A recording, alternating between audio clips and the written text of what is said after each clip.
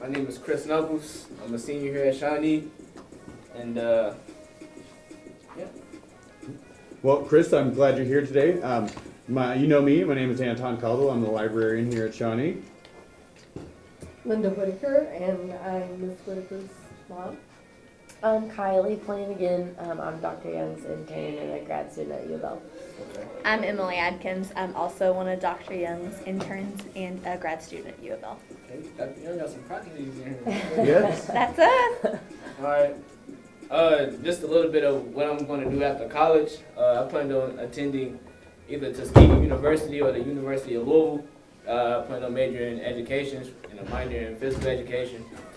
I plan on joining Air Force ROTC when I'm in college, and then being commissioned as a officer in the United States Air Force. And then me personally, I want to retire nothing less than a captain in the Air Force, and then become a PE teacher, so I can. That would be my way of giving back to my community. That's just some photos of me. I like the Bitmoji. Yeah, I'm big. But my first success skill is being a prepared and resilient learner. I'm not good at standardized tests. It's actually wasn't even my first score. I actually had a 13 on my first try. And as time went on, I studied more. And to be honest, I didn't study on that one, but I studied more. I did a little crayon session, and it says on the bottom. I think I can exit out this right here. You can see the difference in my scores.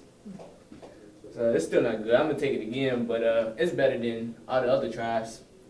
So yeah, I feel like just in life, when you work hard at something, you'll achieve the goal that you set out. Success skill number 2. Globally and culturally competent citizen. I couldn't get it to work, but I had to screenshot some of my accomplishments. So I give back to my community a lot, and I do a lot of things in the community. I do peace education. I do mental quality, fellowship of Christian athletes. I do a lot of that. I have a lot of volunteer hours. I work closely with the mayor, Mayor Fisher. I'm on his youth implementation board. It's my 4th or 5th year. So yeah, I do a lot in the community. Just other stuff. Oh yeah, I also work with Build a Bed. That's a nationally known project where we actually help JCPS students who don't have beds, and we actually build beds.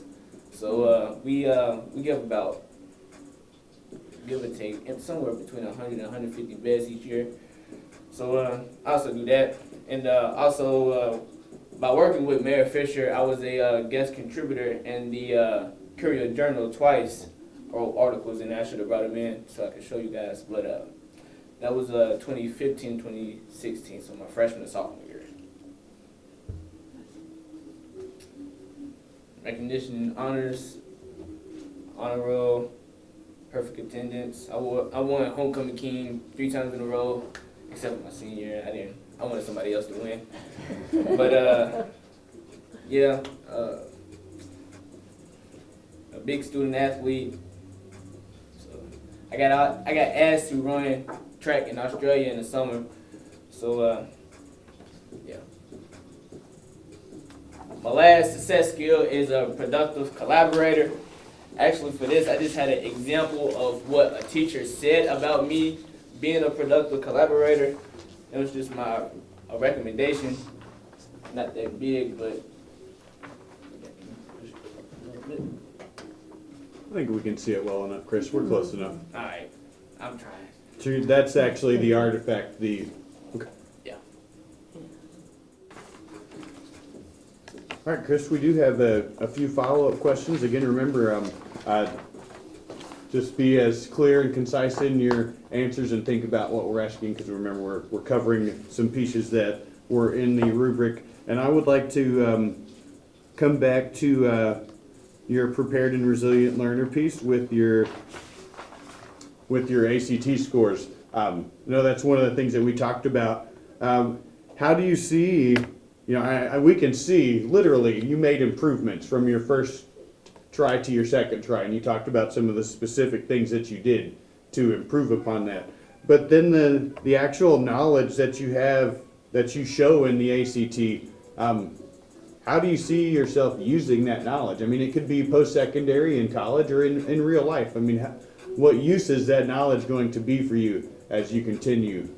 For me, I think that I actually think that I can use that knowledge toward helping other people with their ACT in their standardized tests, because not everybody's a test taker. So I always find myself helping the juniors out who actually got extended time to take the ACT. I help them out a lot. So I keep telling them to study, study, study. It's always a blessing that the teachers, they did what they did, so they got more time. So just for the ones who didn't study, they got time to study. So, and I always use me as an example that I didn't study my first couple tries. So, but when I did finally settle down and study and just actually realize that you need an ACT score to get into some of the colleges you want to go to, actually accomplish that goal. So hopefully they listen, and I'm gonna continue to do that as far as when I get to college. So. And within that, you discussed like your growth. I mean, again, we can see that there. So looking back at it, what part of your studying, or maybe what teacher helped you the most to improve so much on your ACT scores? Mr. Willis. Mr. Willis? Mr. Willis. I did a cram session with him because I find myself like studying like over time. Like if I have like a month in advance, I think that's just too much time. I think like if I study like a week before, all the knowledge would still stick with me. So Mr. Willis helped me a lot with that. So kudos to Mr. Willis.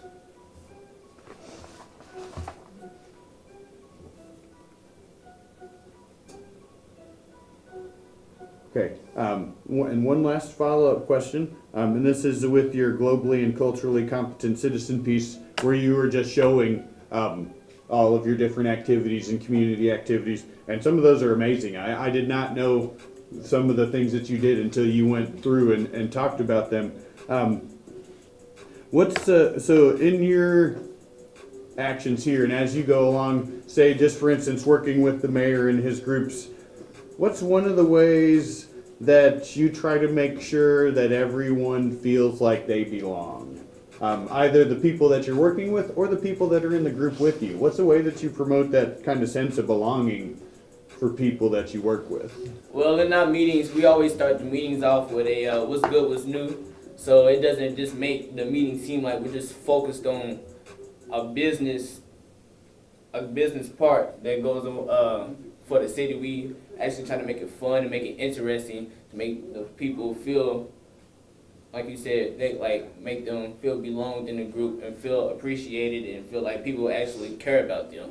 So of course it's gonna be serious, but sometimes we can have fun too. We are still kids, so. Mm-hmm.